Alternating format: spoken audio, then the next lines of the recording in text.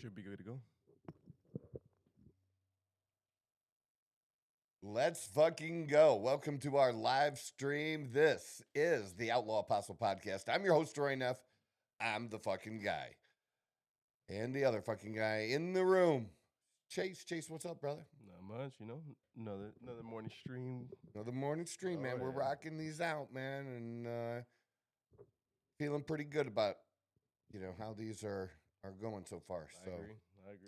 Working good. So, really super interesting that the Trump administration, they haven't forgotten about the issue of women, protecting women in women's sports.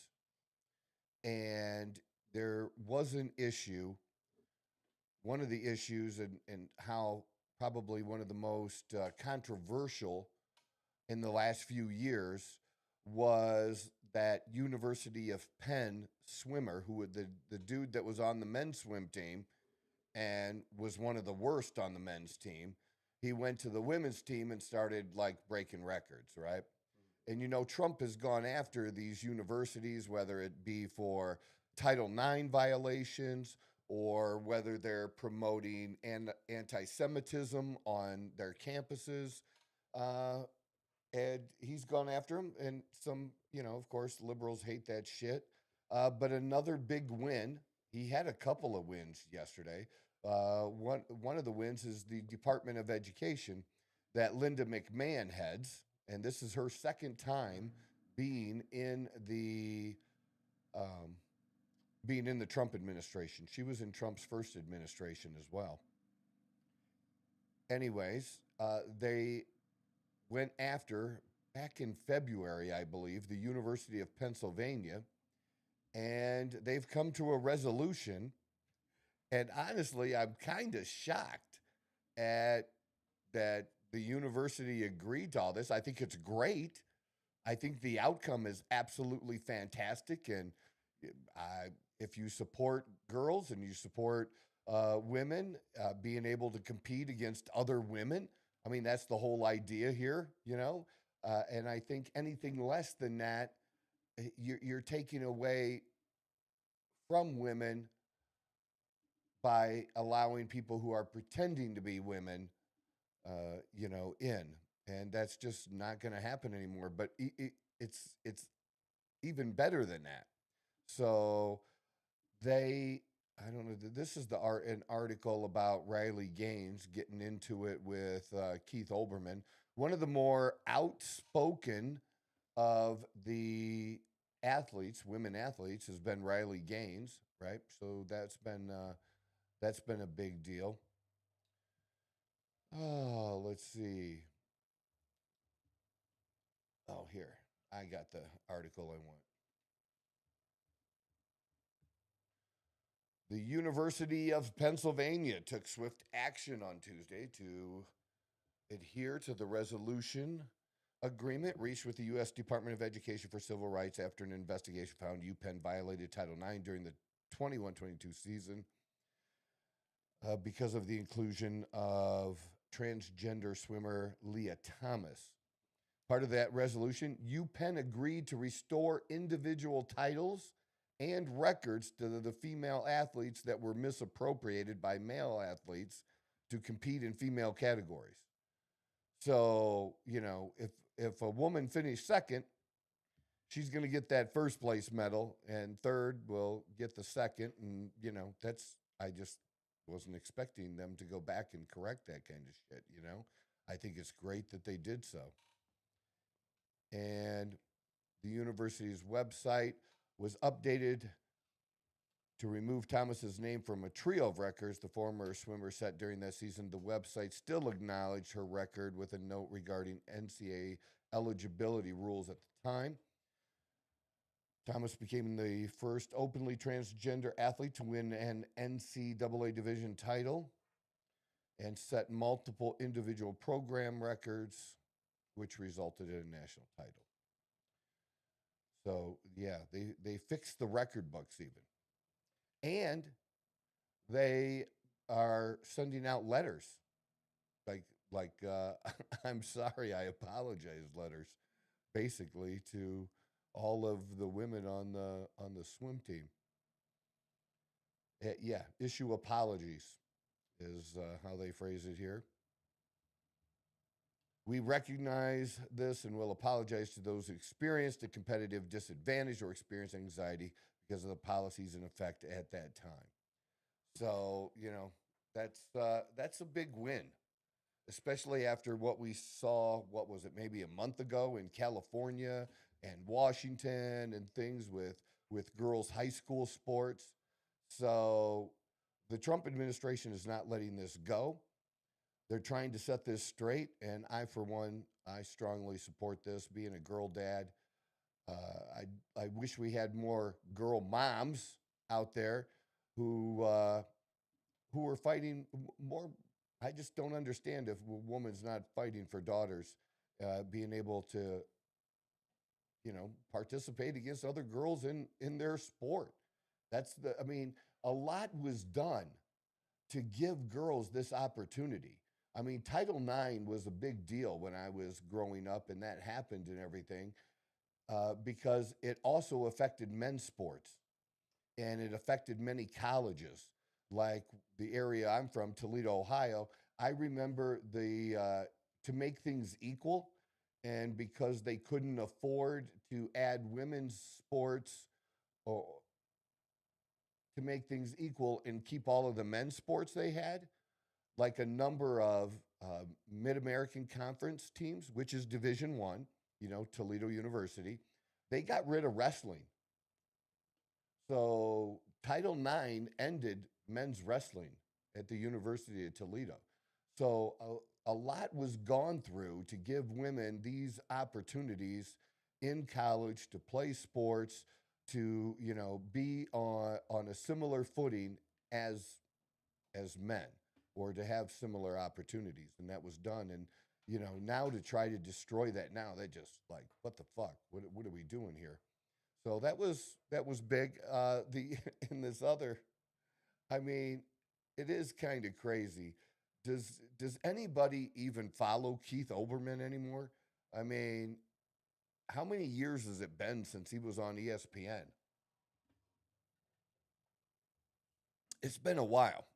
I mean, I'm not sure people even know who the fuck he is anymore. I mean, I do because I'm an old dude, but and the dude is just a whiny little bitch. So, anyways, he's getting into it with Riley Gaines on X, and so that's gonna be good. Keith Olbermann wanted to congratulate Whiny Gaines on now being able to say she finished tied for fourth and not tied for fifth in the Leah Thomas race. I mean, that's just such trash. I mean, dude, I'm pretty sure Keith Olbermann didn't make a JV team in his lifetime, let alone play, college sports. Uh, Riley Gaines' spot or her comment, because she retweeted that and added a quote. Thank you. And while you're keeping track, make sure to congratulate Emma Wyant, too, the Wright national champ in the 500 freestyle, too. If you're insinuating fifth in the nation is bad, what do you call a man who ranks 462nd nationally in the men's category? That's a good one, man. She just totally trashed this dude. Yeah. Yeah, this guy, but think about that. A guy who was 462nd ranked in men's competing against women won. So tell me there's not a difference between men and women. This idea that's just so stupid to even consider this, that we even have to have this debate is frustrating because it's so fucking stupid. But yeah, he's always got to open his mouth. And did I tell you?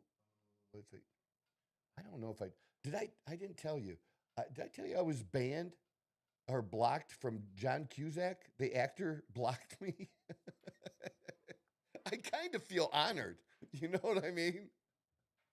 That he took the time to see one of my ex quotes, because that dude is off the hook, man.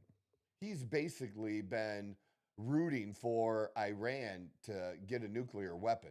Like insane that. It's insane what this dude says. So I probably trashed him a couple of times and I can't comment on his shit anymore. I do feel good about that though. I really do. I'm over 500 now, Chase, On X. on X. Hell yeah. Congratulations. on I that. mean, well, I started out with 3 or whatever it was. It was so bad. Or under 100 is what it was. It was bad. It was bad. And remember, like for months, it didn't move at all. I do Now at remember least that I promo get, period. I at least get it to move a little bit. I mean, people can trash my 500 all they want, but I work for that 500, dude. I've been hammering my, putting up posts on a regular basis and, commenting on other people's stuff. And it's been sharpening my skills. I'm getting my smart ass back. Like, I've come up with some funny shit. So that's, if you don't follow me on X, follow me on X. I got a blue check mark. I paid for it because I got fucked over on TikTok. People stealing my shit. It's like, why people stealing my shit? Why are you doing that, man? But that's what was happening.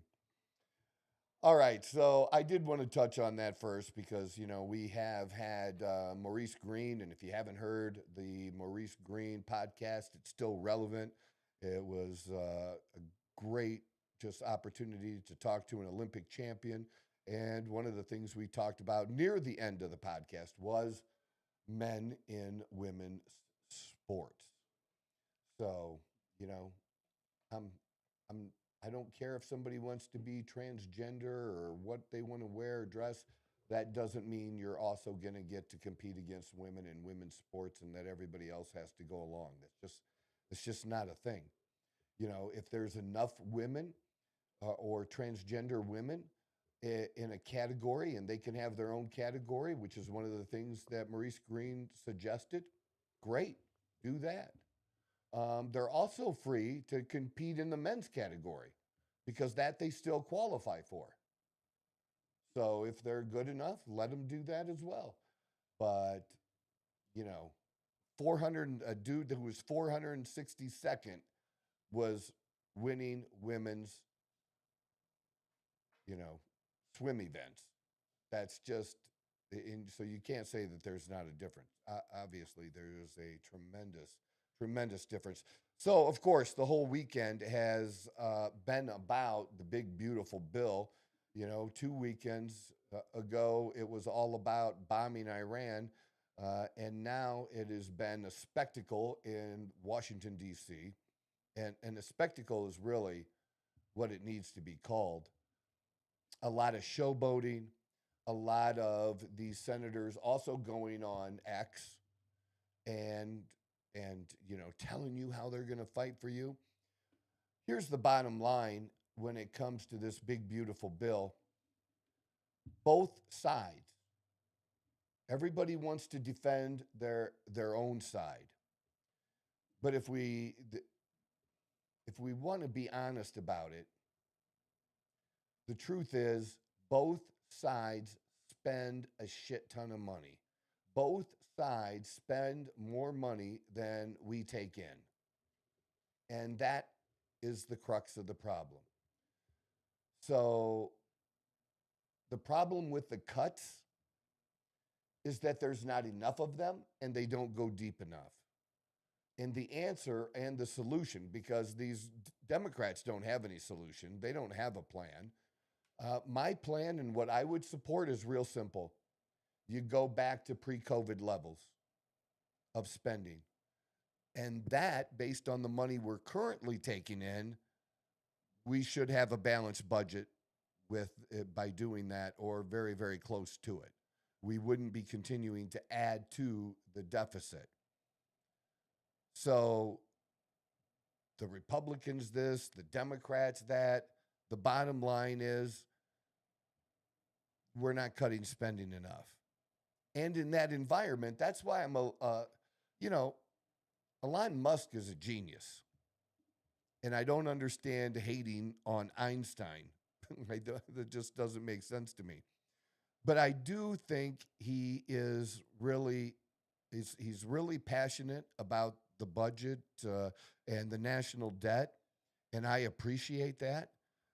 But I think he also needs to appreciate the position that President Trump is in, that with the numbers that the Republicans have, there's only so much they can get or get done and get passed.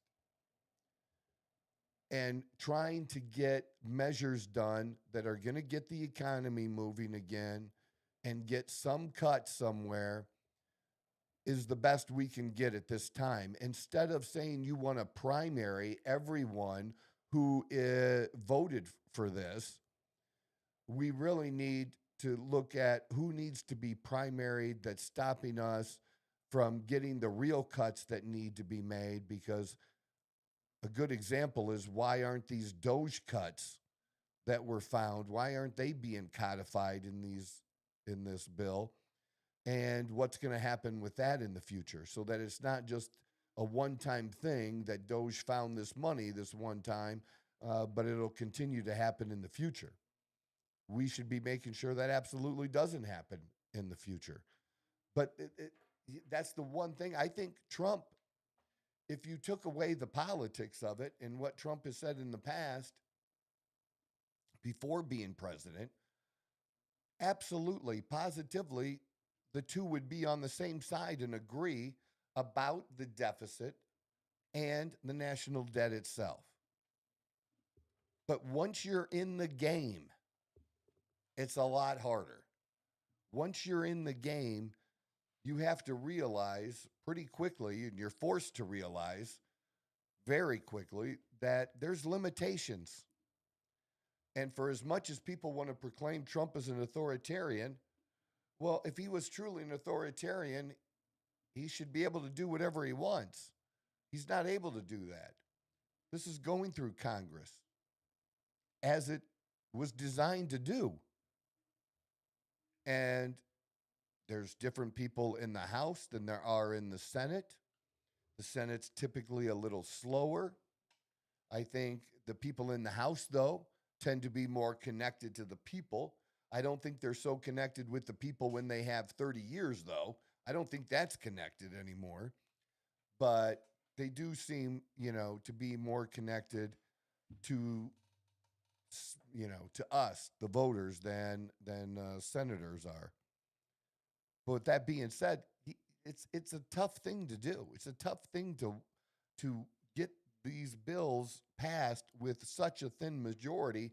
And to prove that it's so hard to do, they had to do what they call this reconciliation process to be able to get it done, versus the normal voting where you would have to get, 60%, where you'd have to get 60 of the senators to go along with it. And I think it would be great if we could do that. But as I said the other day, that's not a thing anymore. It's not a thing anymore where whatever side is in charge allows the other side to participate, and even the minority side gets a little of what they want, or enough of what they want that they can support something, and that you have at least a little bipartisanship. We pretty much, have zero.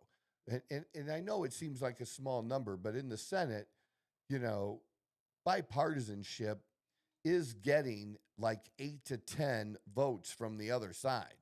That is truly bipartisanship, or at least it used to be. Now you get 1 to 3 from the other side. That's not bipartisanship.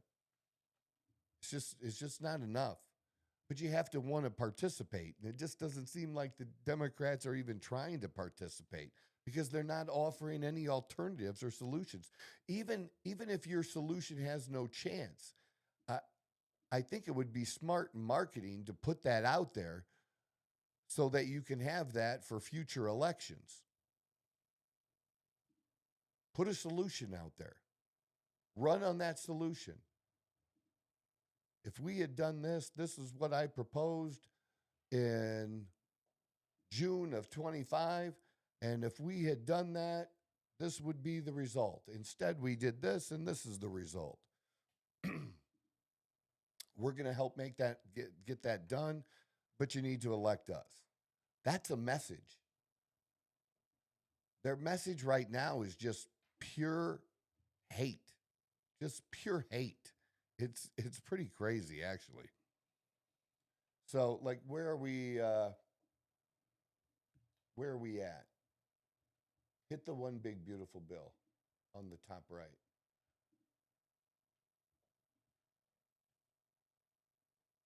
Are we done yet now?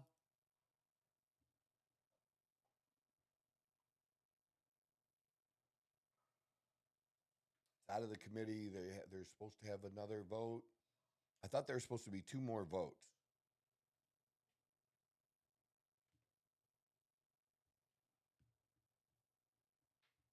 I don't know if that's the one. Let me see what we got. You know, because it is 9:30 here in Arizona. Middle of the day for you folks on the East Coast.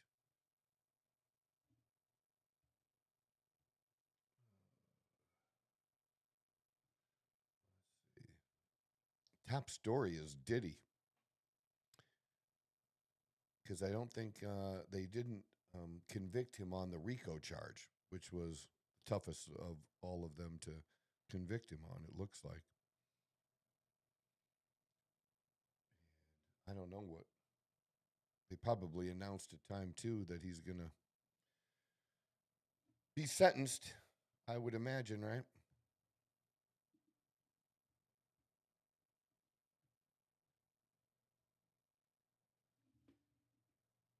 Yep, I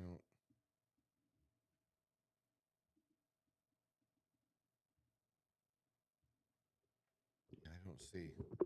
This was 60 minutes ago. All right, what do we say here? Several House conservatives arrived at the White House for their own meetings with Trump. Chip Roy, Burchett, and Boebert, those are ones that were fighting for more cuts. The conservatives' objections to Trump's mega bill differ from the centrists who were seen arriving earlier in the day. Instead of concerns about cuts to Medicaid, members of the hardline Freedom Caucus have balked at the effect the bill would have on the federal deficit. Nobody wants to talk about growth, which will be the primary reason that the big, beautiful bill will be one of the most successful pieces of legislation ever passed. Well, here's the other thing. That this did happen. We do have the results. When Trump first got these tax cuts passed back in 2017, revenues went up. The deficit went up too because we spent more, but revenues did go up. And if you know anything about, economics and how things work, we should see something similar this time around as well. So it's not finished yet. They haven't done the final 2 votes. No, from what I can they're still figure out. All right, dude. I forgot to turn it off.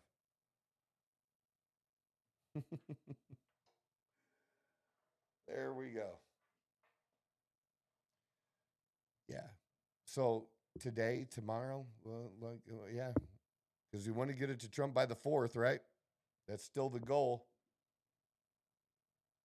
Not sure. It looks like it's still a chance to get it done because that was looking very slim in the last day or so at times about whether they were going to be able to get it done by the 4th of July. Is this where they're all taking their turn to talk for a couple minutes? Yeah, I believe so. Do you want to watch some of it? Yeah, let's see what he's saying. Why not? Gentlelady from North Carolina has not yielded for that purpose, and therefore the unanimous consent request cannot be entertained. Gentleman from Massachusetts. Mr. Speaker, I yield to the gentlewoman from New Jersey, Ms. Sherrill, for the purpose of a unanimous consent request. Mr. Speaker, I ask unanimous consent to amend the rule to make in order the amendment at the desk that protects against any cuts to Medicaid and SNAP. Gentlelady from North Carolina has not yielded for that purpose, and therefore the unanimous consent request cannot be entertained. They're going Gentleman to from make Massachusetts. everybody do Mr. this. Speaker, I yield to the gentleman from New York, Mr. Mannion, for the purpose of a unanimous consent request. Mr. Speaker, I ask unanimous consent to Isn't amend the this rule stupid? to make and order the amendment at the desk I'm not that sure what's protects going on. against any cuts to All Medicaid. right, turn it down just a little bit. Leave it on. Gentlelady Just from turn- North Carolina Okay, has so not what they're yielded for that doing, this is a purpose, Democratic and therefore the tactic to unanimous slow consent everything request down. cannot be entertained. Oh, so they're just They're prolonging it. proposing something that they've already said is out of order and can't be done, and they Gotcha. keep lining them up to do that one after another. The answer is not going to change. The guy's not going to get frustrated and all of a sudden say, okay, you know, that's not the thing. That's not how it North works. Carolina has not yielded for that purpose. See? And therefore the unanimous consent All right, request turn it back cannot up. be This is so funny. entertained. Gentleman from Massachusetts. This Mr. is what Speaker, I yield to Democrats the do. gentleman from South Carolina, Mr. Clyburn, for the purpose of a unanimous consent request. Thank you for yielding, Mr. Speaker.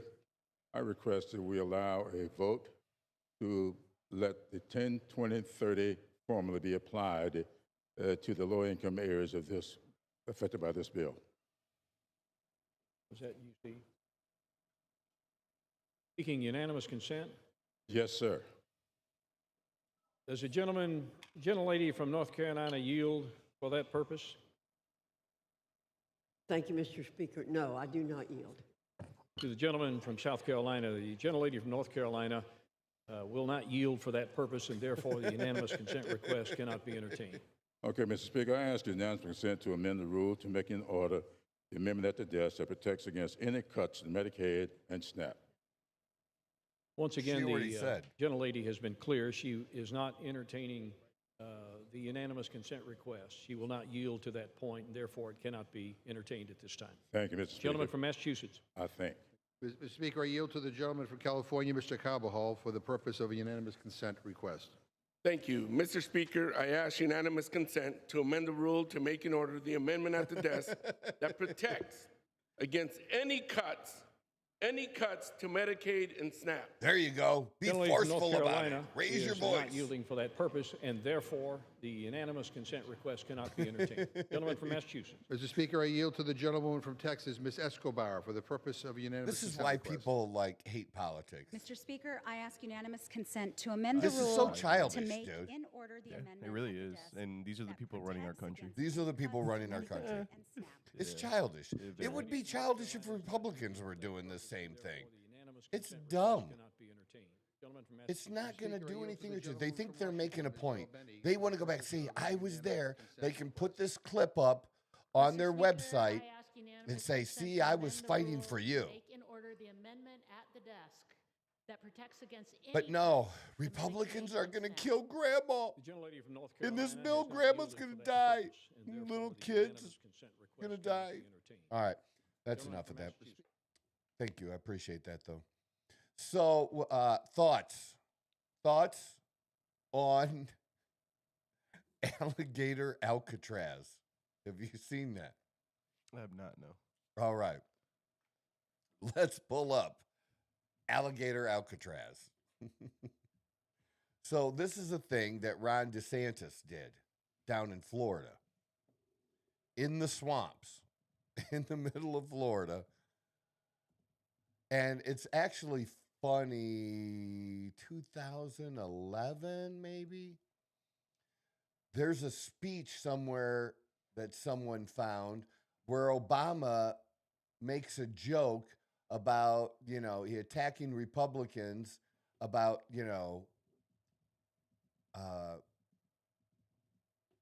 keeping illegal immigrants at like a detention center, and he brings up a moat. He talks about a moat around I don't know if he said anything about alligators or not, but it was kind of funny.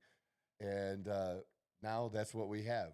We have a moat full of alligators. So it's really a hard place to break out of. Yeah, see, it even did show that at the bottom. It said Obama jokes about it. Yeah. Where Obama pushes immigration reform 2010, jokes about.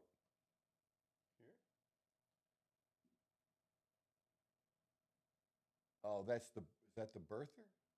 Oh, that's something different. No, I thought this was what I was looking for on my bad. I thought that was about the moat. We'd have to look at that specifically. But just go back to the alligator alley that you had. Yeah, go back to that. And you could play that for a second. That's okay. They're taking a tour of it yesterday. Kristi Noem, President Trump, Ron DeSantis, and it's open today. So I think they're starting to bring people in today. Now, one of the things you hear, well, you'll hear. You're taking a look at the president now. You see the Homeland Secretary, Kristi Noem, is with him today, along with the governor of Florida, Ron DeSantis. And as they take this tour through what Trump's we're been calling, wearing a because they Gulf do, of America hat. Alligator Alcatraz. Now we're getting to see why they call Gulf it that. of America hat. There is effectively, and I haven't heard That man anybody is not else serious use this at all. wording. Maybe they have, but it's like a moat of alligators that encircles this place. It's like the as many most sides as it unserious has. person ever. So, what's interesting about this is it's exactly. But it's funny though, dude. That's why he has been connects to talking people. about via the governor of Florida. And if we get a microphone that we can listen to, we will try. Let's try here. Yeah, I think he has the Gulf of America hat on. I don't have one of those yet. I think we may be just too far away from the microphone. Now, no one can find that better than the President of the United States that we have in Donald Trump, because he sees where the cameras are. He may jump in front of them and will immediately go back. Meanwhile, I want to talk to someone who's really dealt with Kristi Noem has to work out a little bit. Of illegal aliens, the worst We of could the hook her worst, up with Dawn, being add a little allowed muscle in on her, though. under the Get her a Biden little bit more administration. tone. But she's in Congressman decent Troy shape, you know? Of the great state and border state of Texas. Congressman, your thoughts as the president is there looking at this facility where they can house up to 5,000 of the worst of the worst? Hair is great to be on, and yeah, obviously we've experienced this firsthand in Texas. Oh, they're going to cut him off because Trump's on. Congressman, let's listen real quickly to the president. I apologize. Let's watch. Sure. So I would say he should call the governor, Christie, and I'm sure you'd give him his state is a disaster, and he doesn't. He's talking about Newsom. Newsom. The original Alcatraz, so you guys can approve him being able to set one of these up over there. I'm sure the secretary would be happy to do that and provide. My sense is he's probably not going to bite on that, but I don't know that they'd be able to come in at cost because they tried to do this high-speed rail. They spent like $150 billion, no tracks. We've got a privately funded rail in Florida from Miami to Orlando. It costs the taxpayers zero, and it's very successful. So it's just a much different approach between states. We're not going to let him get anywhere near Alcatraz. It cost 100 times more than they thought. Now he ought to come here and study this because he could learn a lot. Yes. First person checking into the room, sir. Tomorrow. Hopefully tomorrow, within the next 24 hours. They have the doctors, they have all the professionals. There's going to be a security sweep because there have been civilians here, so they will sweep this multiple times to make sure there's nothing can be used as weapons or any contraband. And then once that's cleared, then they'll do. So it's really up to Secretary. I know has got people in the queue, and so they'll be ready to receive. I think our viewers at home should note that this is air-conditioned facility, so if any of the news claims are keeping them out in the hot, humid Oh, yeah, Florida, people are that is all wrong. on It's probably X about 62 that stuff. degrees. It's air conditioned. It's an air conditioned tent. He wanted me. It didn't work out that way, but he wanted me in here. That son of a bitch. That's good. So Biden had people a few years ago, I believe it was around 21, in Arizona, sitting on rocks in fenced cages in 100+ degree Arizona heat. People are upset. They're referring to this as alligator Auschwitz or a concentration camp. I'd like to know what's the difference between having, a fence like this, a fenced cage like this, and having a cement wall. If it was a cement wall, that would make some people feel better. You know what I mean? Like what's the difference? I have no idea. If you treat people humanely in these facilities, and the U.S. has a history of not being humane. to people in cages. I don't know. It's a common recurrence. I don't know. Like that's like whether it be Obama yeah, but or you could, Biden right, or but whatever. you could just say that the government just tends right, to have but you really could bad say that tendencies. you could say that if it was cement too. I mean, just because Did it's you know air what I mean? conditioning doesn't mean because I mean we won't know until it actually happens. But the U.S. has a really bad history of mistreating people in detention camps, at least. Yeah. I mean, has it happened? I mean, what are we going back to when we detained, Japanese people? I mean, it happened then. It happened when Obama was in, when they were just filling up like piles of cages at the border, if I remember Well, correctly. they used pictures to attack Trump. And I'm talking about Obama. I know, but that's what I'm saying. You're right. Obama did it, and they used pictures, though, that were from Obama's period of time when that happened, and saying that was happening under Trump and attacking Trump when the pictures were old pictures. I get that. I'm not. It doesn't change the fact that the U.S. has really No. bad, I'm not arguing about that. I'm just saying, but they're going to be detained somewhere. There's going to be that. Yeah. And I'm not for somebody being trained inhumanely, but that doesn't mean they should automatically get air conditioned. I mean, they actually are doing that. So it's just not what people are saying that it is. They're going to be detained somewhere, one way or the other. This is just one of the ways to do it, and to do it as cost effective as they can, because they're expecting it to be temporary. You know what I mean? Yeah. Okay. Everything always starts temporary. That I agree with, but in this case, the objective is to deport so many people. We shouldn't, the number of beds we need to do that and go through that process should go down as those deportations increase and those people are deported. The difference is, Obama deported. Even Biden deported a lot of people, but he was also letting even more in. Now we have almost no one coming in. Do you know in the last month that they had 0 catch and releases? 0. And we at sometimes during the Biden administration in a month had as many as 200,000 people in a month that were caught by border security and then released into the country. So yeah, Trump's numbers aren't as high because he's not deporting 1,000 a day or 3,000 a day, because there's not 200,000 coming in anymore. The number is just done. It's down. So, but I'm just saying you got to do something. So you can't say just because we've had a marks in our past. Everybody has. We're usually better at fixing them, but you can't say that. I don't know about that, but better at covering it and throwing it in the past. Then who's better? No one's better. Okay. there is no one better. There you go. We do try to be good people. Yeah. Yes and no. Not really. In my opinion, I think it's all a show for the public, because you got to keep the public somewhat calm. What's the show? I mean, it's all a show. All of it's everything in politics is a show. Well, there is a lot of theater going on right now. I'll give you that. But what I'm saying is nobody has done more. Nobody has done better than this country. And yeah, I mean, we're not perfect because people aren't perfect. Humans aren't perfect. There's bad humans and there's evil humans. Okay, but we're going to detain people one way or the other. This is a new, clean facility that's air conditioned.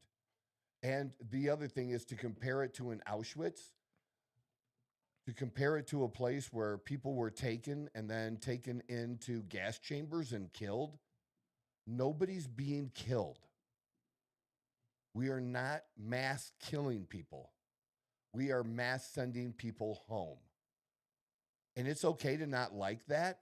And it's okay to speak out on that if that's someone's position.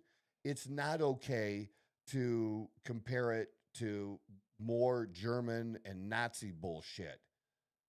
That's my issue with it is don't compare that, because to me it takes away and demeans how bad the Holocaust was to people that actually lived it, people who had relatives that died there.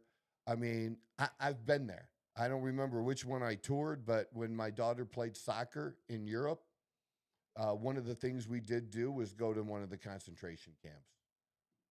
Maybe my daughter would remember which one it was we went to, but it was hard. You know, I mean, you could, I don't know what, it was hard to walk through and, you know, read the different things or have somebody give you a tour and, you know, go through all the explanations and see all the photos and stuff of the people and stuff. It was hard to look at, but I think it was important to, and, you know, it would be a good idea if more people did, you know, because you still have people that are Holocaust deniers, right? That say it didn't happen. Well, chances are maybe they haven't been there. So to compare the two, it's just so over the top. It's just nuts. But yeah, a lot of memes, a lot of jokes about alligators now. It's just not terrible. It's no different than, you know, what they would be anywhere else. That's it. That's the point. What else did I have? That was mostly my main stuff today.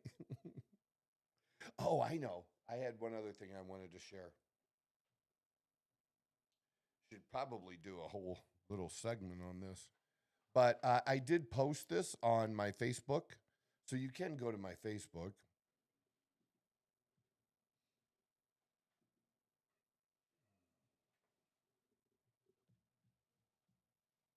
Yeah, there you go. That top one there.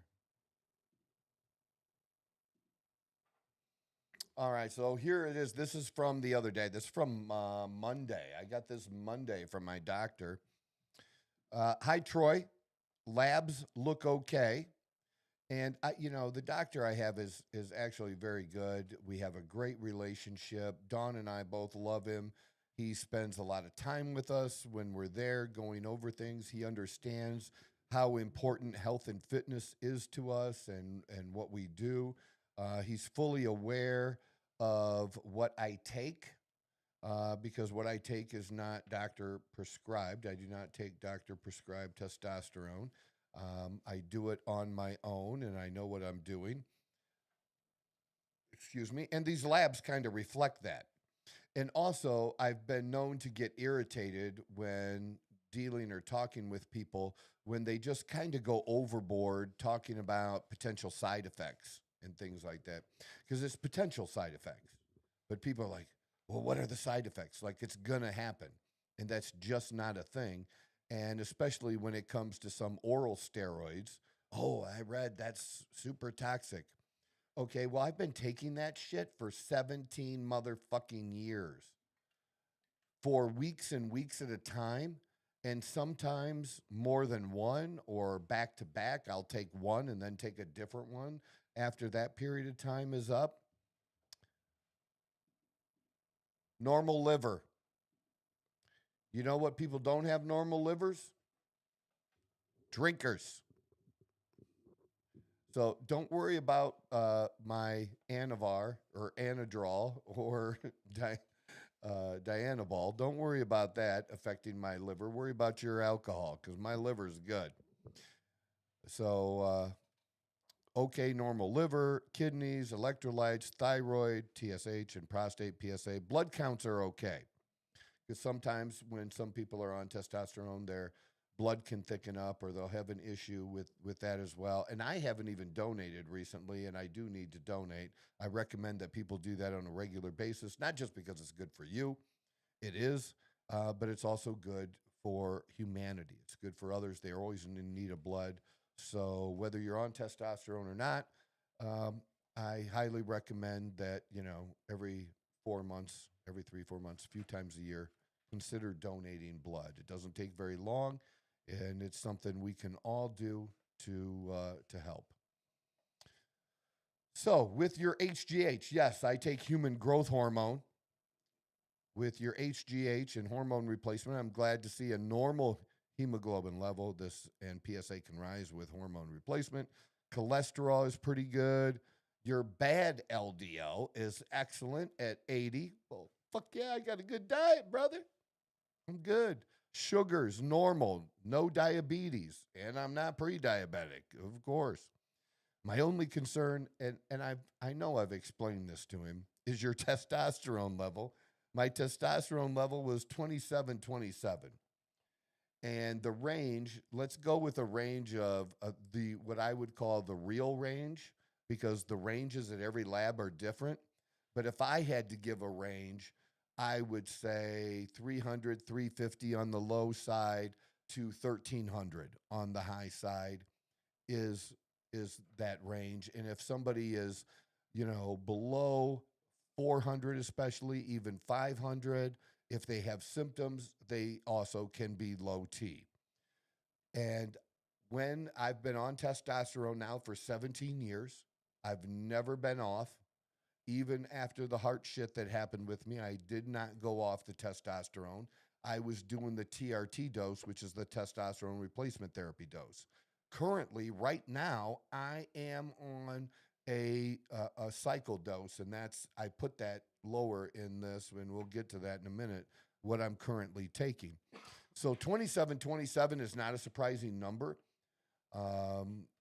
because I am on a cycle right now, so it should be that high. While debatable what it should be at for your age, I suspect that level is suppressing your FSH and LH signals from the brain, telling your testes to produce more. Of course, my testes aren't going to produce more. My testes aren't producing anything. My nuts got shut off. Whether you're on testosterone replacement therapy or you're on a cycle at about the 7-week mark, your testosterone levels are going to be, shut off. And they have been, like I said, that for years and years now, and that's okay. The trickle down is likely. The effects you see in estradiol, he said, I assume you're taking an estrogen blocker. I am not taking an estrogen blocker because my estradiol should be higher because of the amount of testosterone I'm taking. That two would go hand in hand that way. I'm experiencing no side effects. And if I was, I would, then look at taking an estrogen blocker at that point. I dial back the T, provided you feel okay, and recheck in 3 to 6 months. Otherwise, you're looking good. The bottom line is, and I'll have this conversation with him, so we're, always staying on the same page, is I'm not reducing the amount. In fact, when I see how good my labs are, you know what that makes me think I should do? More. I'm not going to lie. I mean, that's just my thought, and it's a little funny and a little true too. So yeah, I'm not dialing it back now. I'm on a cycle, and when I'm done with the cycle, I will go back to the testosterone, the TRT dose, and scroll down where the author comments are. And because I kind of answered that a little bit here, this is what I sent to the doctor. In response, I got the message. I'm currently on a cycle, so my test level should be that high. At the TRT dose, I'm usually around 1,300, all good stuff. And then I also added, and no estrogen blocker is needed. And then I gave a list of what I'm currently taking. So what I'm currently taking is HGH. I've only been off of HGH a couple times over the last 17 years. One was for a couple-year period, and that was because of financial issues. And then when I did have the heart issue because of COVID affect my hormones, I looking back now, I don't think I needed to do that, but I wasn't sure then. And I wanted to get a reading on everything at where it was at without taking the HGH and everything. And so I got off of the HGH and stayed off for a few months, like 4 months, and I've been back on since. I think since, I don't know, the end of February or maybe early March. So I am taking 4 IUs of HGH. I took 3 for years and years. Testcypionate, I am taking 500 milligrams of testcypionate a week, split up. I've been actually taking a lower dose, microdosing, and doing it almost daily. Primobolan, I just started the Primobolan, and so that's, I think, 300 milligrams a week, also split up. I take 10 milligrams of Cialis because it's the best pre-workout ever for blood flow, and it also does some other things. And I'm 57. So if you're an older dude, shit does good things. It even keeps your blood pressure in check. So it does a bunch of good things besides keep your dick hard. But it does do that as well. And 10 just seems, some people can get a benefit at 5 milligrams. I found overall the most effective dose for most people is at 10. And then peptides right now, what I'm taking is the NAD+, which has really helped me with, brain fog, just being able to be more focused and also energy overall. And then the BPC 157 on an as-needed basis. My shoulders have been better. I'm starting to feel a little bit. I'm going to pop some of the BPC 157 into my shoulders for a few days and then see where things are at. But that's what I'm currently on. So I wanted people to have an idea that this is what I was doing when I got tested. So, full transparency there on what I'm doing. Because there is a dude, I do want to check it out, and it would be good for us to do a show on some of this dude's videos. I think he's a doctor, but just the dude just downplaying people doing this or being on this, over 40 and the effects, and just focusing on, again, well, this is going to happen and that's going to happen and all these negative, bad things. And I'm not saying somebody can't experience some side effects. It's usually 10% or less than people that do. And there's usually a way to deal with it if it does happen, or you take something different, whatever, or different dose. There are ways to deal with it. But the idea that you can't when you're older or somehow you shouldn't, I didn't even start until I was 39, 40. So I have this experience, and then not only my experience, but the experience of thousands of others of people that I've worked with and helping them do this. That's my point, is that I wanted to show people this because I get all these questions like that where people are asking, about doing this, and what about these side effects, and what about this being toxic, and like here's real life proof. Again, everyone's going to be a little bit different. On the doses I'm on, maybe your test levels would be 2,000, not 2,700. Maybe it would be 3,500. I don't know.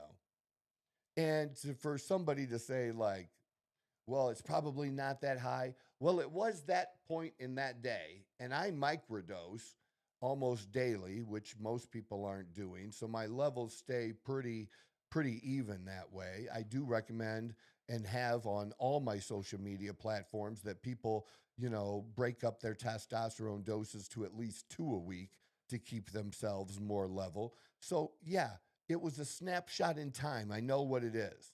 I really don't need somebody commenting or thinking they're going to tell me on my own page about my own fucking labs. Because there isn't anybody that's on my friends list, and I don't care what the fuck they do, that's working, if they're a trainer or a coach or whatever the fuck they think, or a doctor, whatever the fuck they are, that's working with more people than I am doing this shit. Nobody. The business is huge. And I know what the fuck I'm doing, and I lay it out there and show, and if somebody wants to have a debate about it, we can go, but it ain't going to go good for you. It just isn't how it works. So that's what I have. That's it. It's all the good stuff. midweek, hopefully on Friday. Well, no, what are we doing Friday? What do you mean? Friday's 4th of July. We taking it off? It's completely up to you. I have the day off at the bank, so. You want to do a quick little bit? Yeah, we can. Yeah, all right, let's do it. Are we? Yeah. It would have to be in the morning, though. Yeah, of course. No, let's do it in the morning. Let's just stay with what we're doing. Same team? Yeah. Same thing. We could do a little 4th of July thing and, talk positively about America. Okay. We'll see what I can find. I love you, man. I do. I appreciate you. Keep me on my toes all the time, and that's a good thing. Just wait. It's good. I love it. All right. God bless you all. Have a great hump day. This is the Outlaw Apostle Podcast. I'm your host, Troy Neff. I'm the fucking guy.